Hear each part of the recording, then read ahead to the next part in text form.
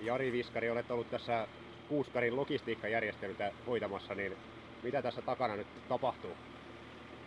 No nyt puretaan pikkuhiljaa saapuvia vene-ajoneuvoyhdistelmiä ja aika hyvin tuntuu sujuva, että hyvässä yhteistyössä purjehtijoiden kanssa kaikki tuntuu sujuva, ei ole isoja ruuhkia tullut ja tilakin tuntuu riittävän, vaikka ahdasta tietysti on, mutta toistaiseksi on mennyt todella hienosti. No, tuossa takana näkyy mönkiä ja siellä vene perässä kärryllä, niin onko joku kilpailija tullut tuosta kauempaa mönkiä kyydillä? Joo,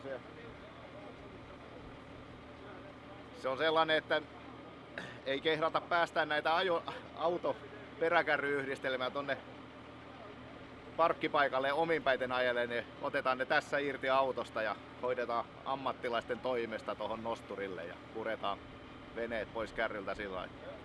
Onko tuo havaittu toimivaksi systeemiksi nyt? Hommahan toimii kuin junan vessa. Kiitoksia Jari Viskari. Kiitos.